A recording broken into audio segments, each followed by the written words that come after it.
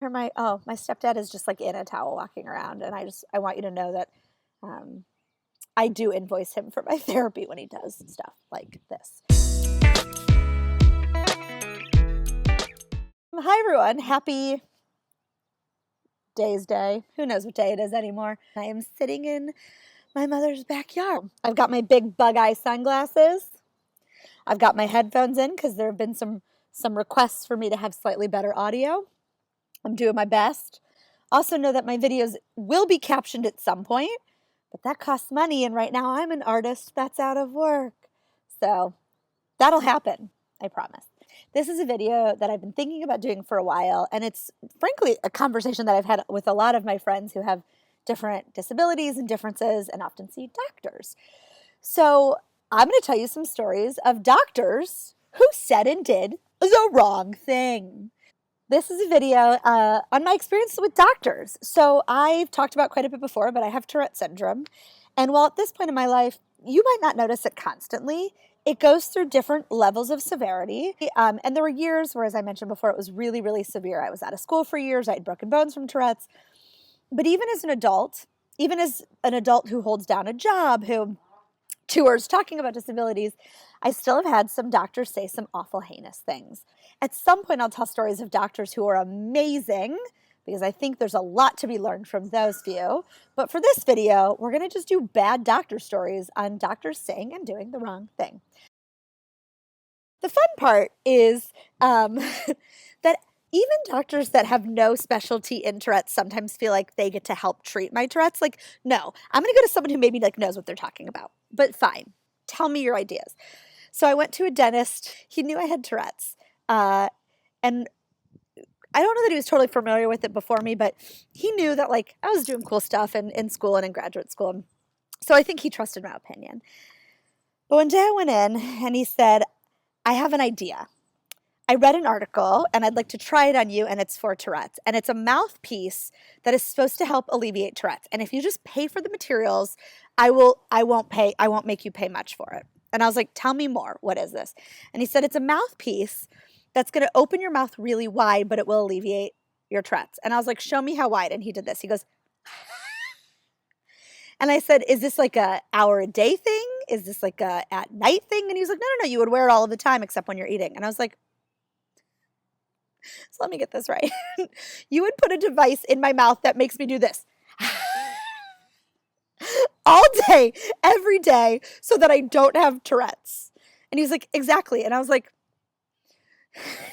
so you're replacing Tourette's with the weirdest thing anybody's ever seen. Like, I would so much rather have Tourette's. It was the weirdest thing ever. Can you imagine me just being like, okay, I wouldn't have Tourette's, but I'd look like that. Anyway, I politely declined. Turns out there are some studies that a mouth situation has been helping alleviate Tourette's, but it is not that. It is at a lesser level. It can just be worn sometimes. It pulls open the back of your jaw.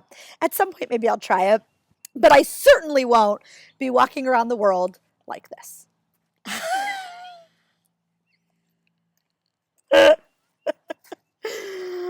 Oh.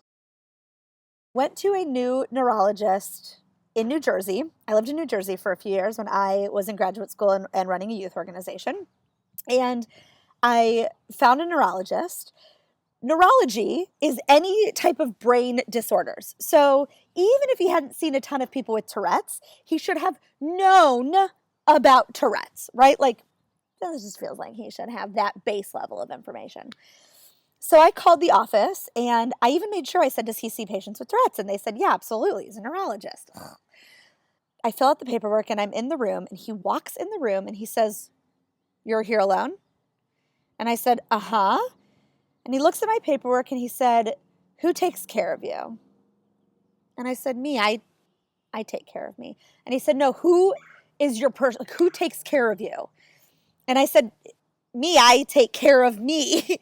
And he doubled down and he was like, who financially supports you? And I was like, me. And he was like, who pays for your apartment? And I was like, my answer isn't changing. And this went on for a while. And I realized that this man's perception of disability and Tourette's was that I was not able to be was not able to take care of myself. And while yes, there were times in my life where maybe taking care of myself would have been next to impossible, at this point in my life, that's not the case. And to make an assumption is the worst. Like, as a doctor, ask me. Ask once. And when I say I take care of me, accept that it's truth and move on. And I hated him immediately. But then, I've spent 30, I'm like in my early 30s, but I've spent 30 some years in a body with Tourette's. I might not be a neurologist, but I am a damn good expert at my own body and at my own Tourette's. I've read everything there is to read. I know the meds. I know my case. In fact, I have a master's in child advocacy, and at this point I was in graduate school, so I knew more than just my case. I knew about other people with Tourette's. And he was so condescending, and at one point he said, "What meds are you on?" And I said, "I'm not on any medication. I go back on them when I need them, which is why I need a neurologist. But medication has given me awful side effects in the past, so I like to be really careful at what meds I go on and when and how I do it." And he said, "If I'm going to be your doctor and I tell you that you're going to go on meds, you will go on meds. You will go on what I tell you to go on, and you will go on the amount I say to go on." And I said, "Are you telling me that it won't be a relationship and a conversation on like what I think I need?" And he said, "I'm the doctor. I know. You will go on what I tell you to go on." And I put my clothes on and I walked the fuck out. I was like, bye-bye.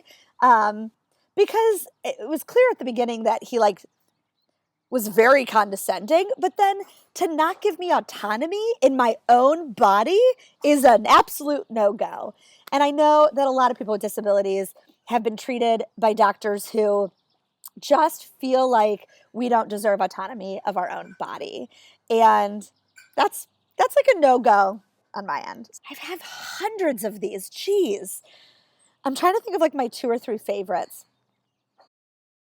Okay. So I went to a dermatologist, also in New Jersey. I swear it's not just New Jersey doctors. They're everywhere. But these 2 happen to be New Jersey. And I told her that I had Tourette's. I told her what that looked like. I asked if she was familiar. She said, "Oh, yeah, absolutely." So she's looking at something on my arm, and I tick, and she goes, "Oh my God, are you okay?" And I was like, "Oh, okay, now, do you remember when I told you that I had Tourette's syndrome? That's what that is. You're not hurting me. I'm okay. I will tell you with my words if you're hurting me." And she goes, "Okay. Direct quote. She goes back to looking at my arm, and at this point, I must be trying to hold my Tourette's back, even though I know that's just like never helpful, and it gets way worse. And a moment later, I tick again, and again, she goes, "Oh my God, are you okay?" And I was like, "Oh, no, okay. Again, that's still my Tourette's. I will use my words if you're hurting me, but ticking doesn't mean you're hurting me. Does that make sense?" She said, Okay. This happened 5 more times. She finally leaned back and she goes, "Sweetheart, I know a girl in high school and she has Tourette's, and she was just named Homecoming Queen. You're going to be okay." And I said, "I know. I'm 30. I can acknowledge that I am not a doctor. I do not have all of the answers.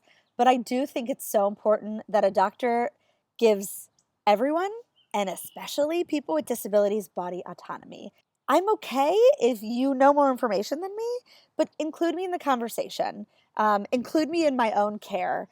So I do have great stories of doctors. I have doctors in my family. My little cousin is a doctor. She's one of my favorite people on the planet. She's a hero right now. She's working her tush off, and I love her very much.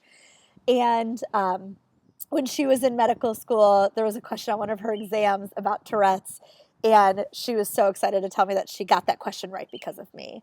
She gets it. She's the type of doctor that I think is going to change the world. And I feel like we're putting more doctors into the world that care, that get it, that see that people with disabilities can be incredibly successful. I'll think of more stories. These are the first few that I thought of. I'm trying to do more short videos because my attention span is about 7 to 8 minutes. I feel like I'm not the only one. So if you have questions for me, drop them in the comments below. If you have stories for me about doctors in your life, especially if you have a disability, drop it in the comment below. Don't forget to hit subscribe and, keep only licking doorknobs that we have wiped down. We have established that, friends. We have established that. And you do you. Thanks for hanging out with me again.